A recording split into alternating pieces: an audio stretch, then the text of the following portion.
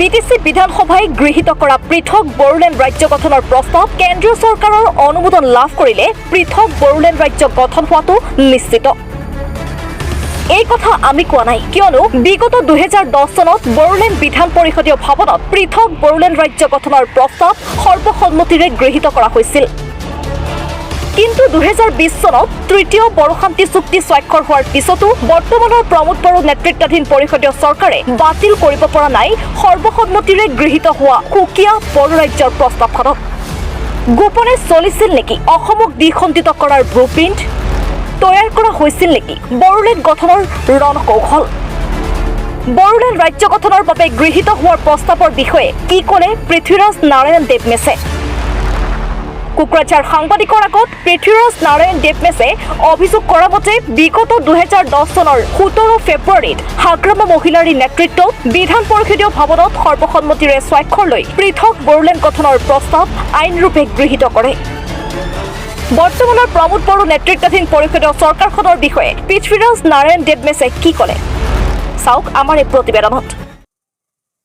মই আপোনালোকক এই বিষয়ে স্পষ্টভাৱে ক'ব বিচাৰোঁ যে 2010 চনৰ 18 ফেব্ৰুৱাৰীতে বিটিচিৰ যি বিধানসভা সেই বিধানসভাৰ স্পীকাৰ তেওঁ এই পত্ৰখন চাইন কৰি কৈছিলে যে 17 ফেব্ৰুৱাৰী 2010 চনত আপোনাৰ বিটিচিৰ যিমানবোৰ পাৰিষদীয় সদস্য আছে তেওঁলোকে বিটিচি বিধানসভা ভৱনত সৰ্বসন্মতিৰে বা ইউনানিমাছলি বড়োলেণ্ড ৰাজ্য গঠন কৰিব লাগে বুলি এখন প্ৰস্তাৱ গৃহীত কৰিছিলে।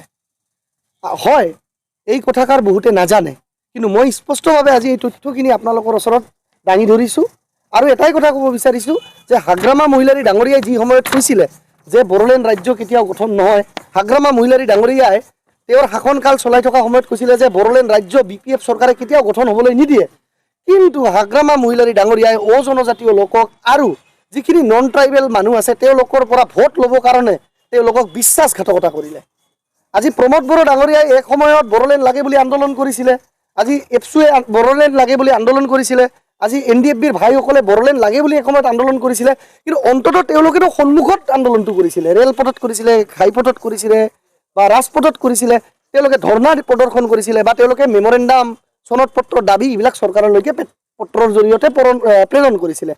কিন্তু হাগ্ৰামা মহিলাৰী আপোনাৰ ইমান মানে অজনজাতীয় লোকৰ ত্ৰাণকৰ্তা হিচাপে হৈ দেখুৱাই আছিল বা দেখুৱাব বিচাৰিছিল, সেই হাগ্ৰামা মহিলাৰীয়ে কিন্তু চবতকৈ ডাঙৰ চুৰি মাৰিলে অজনজাতীয় লোকসকলক।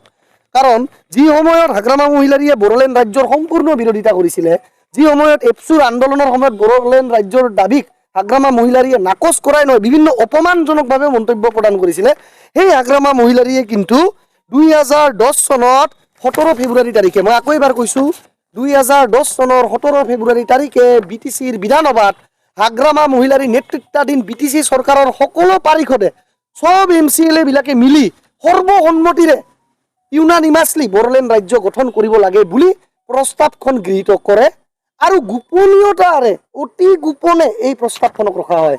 ইয়াৰ বিষয়ে BPFত থকা কোনো অজনজাতীয় বা নন বড়ো মানুহবিলাকো জনা নাছিল, তেওঁলোককো আন্ধাৰত ৰখা হৈছিল।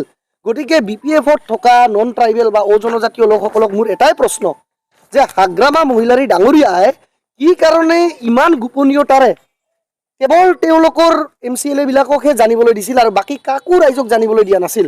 তেওঁ ইমান গোপনীয়তাৰে এইখন প্ৰস্তাৱ গৃহীত কৰিলে আইনৰূপে। আৰু প্ৰমোদ বড়ো ডাঙৰীয়ালৈকে মোৰ এটা প্ৰশ্ন মোৰ জাগিছে যে BTCৰ পিছত BTR হ'ল, তৃতীয় বড়ো শান্তি চুক্তি স্বাক্ষৰ হ'ল, 27 জানুৱাৰী 2020 চনত তৃতীয় বড়ো শান্তি চুক্তি স্বাক্ষৰ হ'ল, যাক আমি BTR একৰ্ড বুলিও কওঁ। কিন্তু BTR একৰ্ড হোৱা স্বত্তেও এই 17 ফেব্ৰুৱাৰী 2010 চনত গৃহীত হোৱা যি ছেপাৰেট বড়োলেণ্ড ৰাজ্যৰ যি মানে প্ৰস্তাৱখন, এই ছেপাৰেট বড়োলেণ্ড ৰাজ্যৰ প্ৰপ'জেলখনক বা আইনখনক কি কাৰণে প্ৰমোদ বড়ো ডাঙৰীয়াই এতিয়াও বাতিল কৰা নাই বা বাতিল কৰিব পৰা নাই? নে প্ৰমোদ বড়ো ডাঙৰীয়াই সঁচাই নাজানে?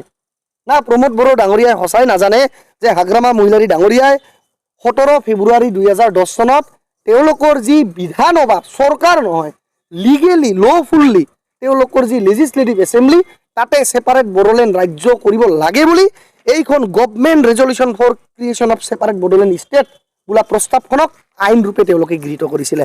এতিয়া মই বিচাৰিছোঁ যে যিসকল অজনজাতীয় লোকসকলক গিনিপিগ সজায়, যিসকল অজনজাতীয় লোকসকলক কেৱল ভোটৰ স্বাৰ্থত বড়োলেণ্ড হ'বলৈ নিদিওঁ, বড়োলেণ্ড মই জীয়াই থকালৈকে কেতিয়াও নহয় বুলি হাগ্ৰামা মহিলাৰীয়ে কৈছিল, সেইবিলাক অজনজাতীয় লোকৰ সন্মুখত কি ভাবে, কি মুখ দেখুৱাই হাগ্ৰামা মহিলাৰী ডাঙৰীয়া এইবাৰ 2024 চনৰ MP ইলেকশ্যনত তেওঁলোকে ৰাইজৰ ওচৰত ভোট খুজিবলৈ যাব।